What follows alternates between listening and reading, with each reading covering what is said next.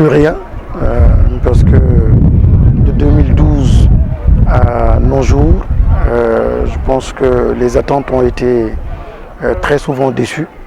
Il y a eu plusieurs rencontres, quelques rares visites, mais il y a une visite qui a été une visite quand même mémorable, parce que c'était une première, la tenue du Conseil des ministres en 2014.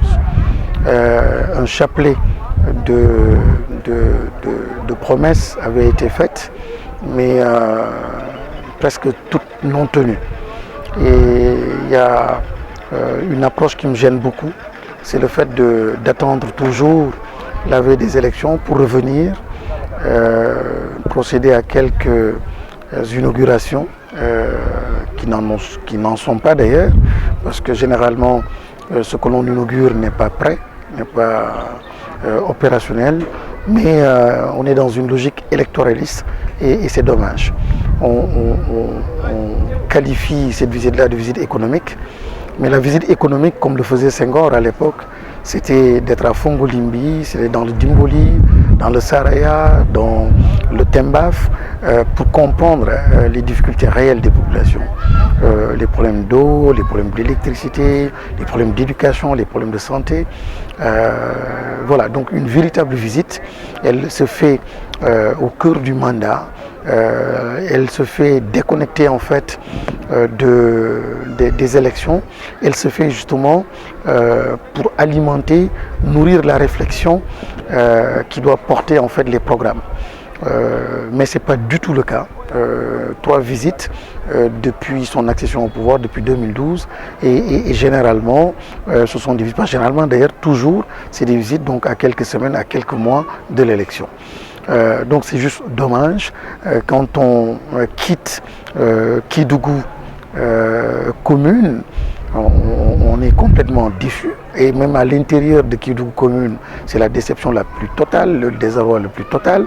Et j'aime bien d'ailleurs parler de canton de Kédougou. Je ne parle même plus de région de Kédougou, parce qu'en réalité, absolument rien n'a bougé de 2012 à nos jours. Les problèmes fondamentaux en tout cas, les problèmes de route, les problèmes d'infrastructure, c'est impensable, c'est pas possible.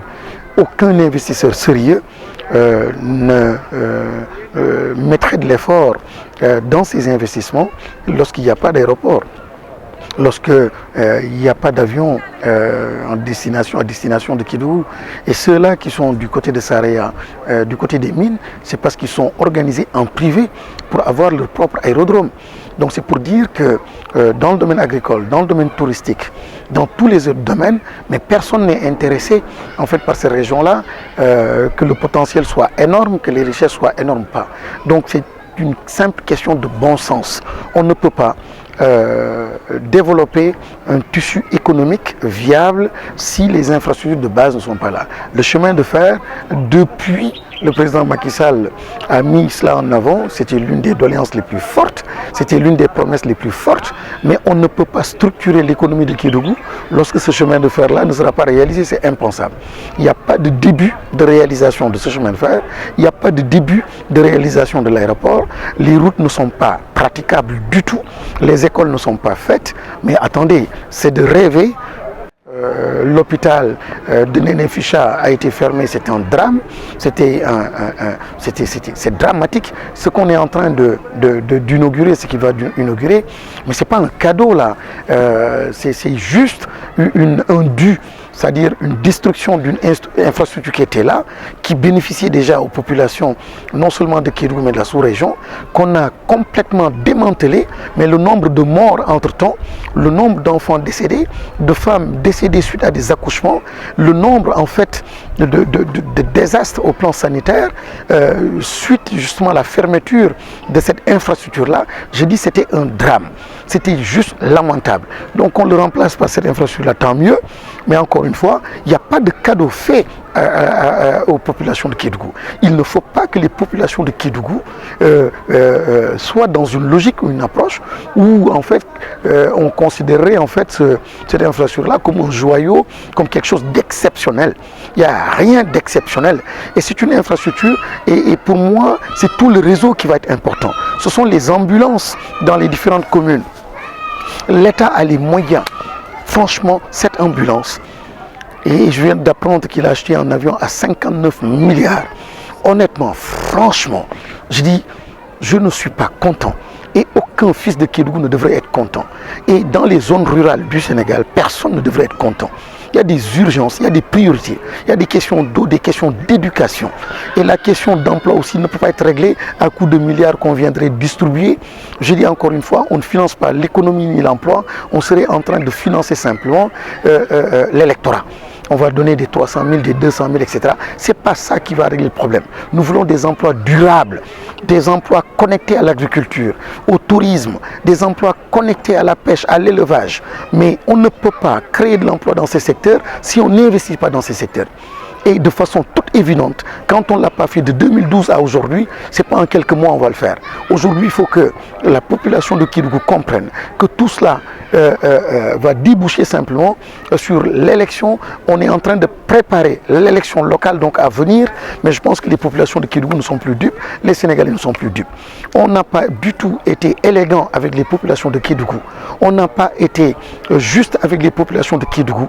À tout point de vue, ils ont été desservis. Aujourd'hui, encore une fois, les populations ne vont pas rêver, on ne va pas rêver. Aucun emploi sérieux, durable, ne sera porté en moins de 3-4 mois. Tout ce qui sera fait, ce sera du pipeau. On va donner à certains, faire miroiter quelques contrats. C'est le temps d'une élection. Aucun emploi ne peut être porté si elle n'est pas portée par une entreprise. Mais l'entreprise ne peut pas être créée parce qu'il n'y en a pas. Il n'y en a pas. Dans le domaine agricole, il n'y en a pas. Dans le domaine minier, il n'y en a pas. En tout cas, porté par des locaux, par des fils de Kédougou. Donc voilà la réalité, la triste réalité de la région de Kédougou. Et malheureusement, cette visite-là qui vient encore très tardivement, j'aurais souhaité que cette visite-là, que le président puisse monter les montagnes, puisse aller à l'intérieur. C'est ce que Senghor faisait, ce qu'Abdou Diouf a fait. Ce président ne l'a pas fait, en tout cas pour la région de Kédougou. Une zone aussi importante, qu'il aille dans les Djoura, voir comment les autres vivent, les difficultés, qu'il aille dans les hôpitaux pour voir comment ils vivent. Il ne l'a pas fait, ce n'est pas une visite économique, c'est une visite politique et vous allez voir que tout cela qu'il va rencontrer au moment de son séjour, ça va essentiellement être donc des militants à lui, organiser donc son parti, organiser les élections. Donc rien d'économique, rien de structurant, encore une fois une opportunité qui sera perdue pour Kédougou. C'est la réalité et je le dis au nom du député que je suis, il y a pas mal de questions qui ont été portées de l'autre côté. Malheureusement, nous n'avons pas encore une économie structurée et nous n'avons pas encore d'action structurante. Aucune filière réelle n'est portée et développée en fait par ces autorités-là.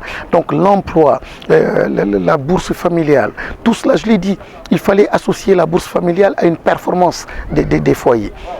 Être sûr que lorsqu'on reçoit ça, on encourage les enfants à aller à l'école. Lorsqu'on fait ça, on améliore en fait le cadre de vie, etc. etc. Mais on le donne. Je n'ai pas vu une PME, une seule, sérieuse, portée en fait par un fils de cette région-là, par rapport à un axe, par rapport à un potentiel bien ciblé, bien précis de cette région. Donc je ne rêve pas, rien ne changera.